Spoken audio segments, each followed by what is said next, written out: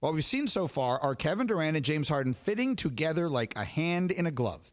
And that should come as no surprise because this was a choice they made to play together, and they have played together before. They, of course, were teammates in Oklahoma City once upon a time, and now here they are. And you've got two brilliant scorers.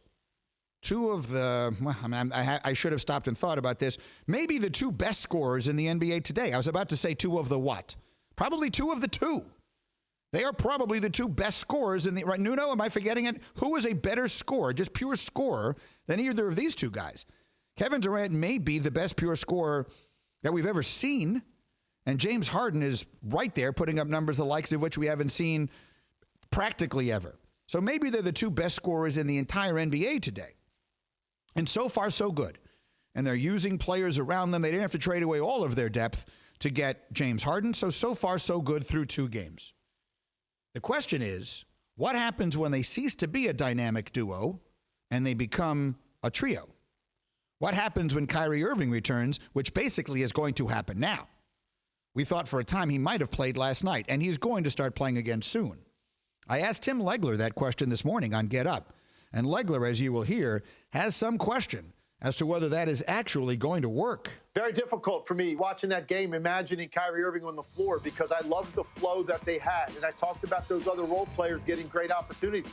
Well, when you now add another guy to the mix that's a ball-dominant player, I think the flow is going to be interrupted. And Kyrie's put himself in a little bit of a tough spot here by missing the beginning of this, because now you feel like the pressure is going to be on him to figure out a way to make sure that this thing stays humming the way that it has for the first 2 games. And you almost feel like he's being set up to fail. No matter what happens, Kyrie Irving is going to be the guy that people are going to point at, regardless of how he plays, if they start losing games or if this offense slows down. That's pretty much right. I mean, of that, there is no question. If every game that the Nets lose from the moment Kyrie Irving comes back, the first question is going to be, were they better off without him? That's a reasonable first question to ask when you consider how good they've looked in the 2 games since before he returns. Now, here's the thing. Kyrie Irving, whom I know only a tiny little bit, and I've told you at great length what I think of this situation here on this show over the last couple of weeks. Kyrie Irving, to me, is a person who is dealing with a lot and I believe needs some assistance. I don't think he's a bad guy. I don't think he is. The actions that he has taken to this point have been as much drawn or driven by unprofessionalism, as I've heard suggested in other places, as they are by a person having a difficult time just dealing with and processing all the things that are in his head right now. And that can be difficult on many of us from time to time. So I think maybe with my history here, I'm a little more inclined to give someone the benefit of the doubt. Doesn't mean that I would have all the patience in the world if I were them, but we'll see. One way or another, the point is, what I can tell you about Kyrie Irving is that, like many people in his position, he is highly intelligent. Highly intelligent. So he gets it.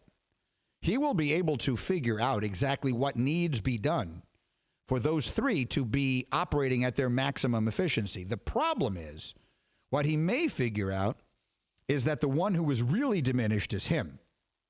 At the end of the day, Durant is going to be the number 1 player on the team. Durant is the number 1 option. Durant is the immortal. Durant is the historically and currently the best player of those 3. James Harden is a guy who, you know what you're getting when you get him. You're asking James Harden to be James Harden. You're not asking James Harden to come in and spot up. It's kind of like asking Carmelo Anthony to come to your team, as we've seen some people do, and then be surprised when he's Carmelo Anthony. At the end of the day, when you hire someone to do a job, know who they are. You went out and traded for James Harden. You know what you're getting. The question is, where does that leave Kyrie Irving?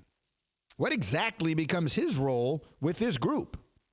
I'm not sure, and I think what he may figure out, because he'll be the first one to understand it, is that what may happen is that he'll realize that the one who's going to have his game the most compromised by this is Kyrie. Kyrie is a ball-dominant guard.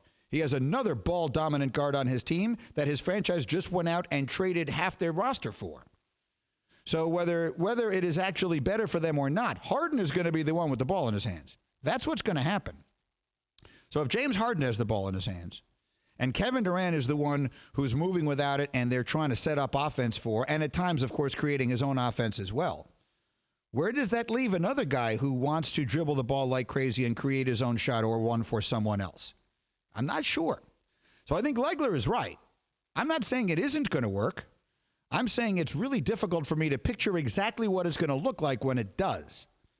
Because it's one thing for two people to compromise or three people to compromise. It's another thing for one to have to compromise.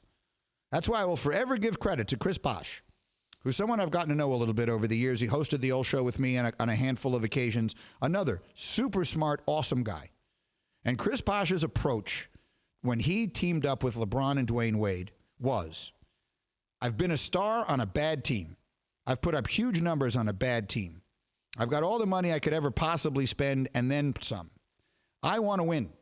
And I'm going to take a step back and I'm going to just fill whatever role needs be filled here, even though it means diminishing my greatness. Because there are people who will ask the question, is Chris Bosh going to wind up in the Hall of Fame? Chris Bosh was on a first ballot Hall of Fame trajectory, and he chose to win. Now, the wins are going to help his Hall of Fame case, but the point is this is a guy who could have averaged 25 points a year every year, for sure. He chose to sacrifice all of that to play with those other two guys. Is that what Kyrie Irving is going to do? I don't know. It's not an easy thing to do. But like Kyrie, Chris Bosh, highly intelligent, figured it out, said this is what it's going to take. I'm willing to do it. Let's see if Kyrie is willing to do it, because I think that is what it's ultimately going to come to.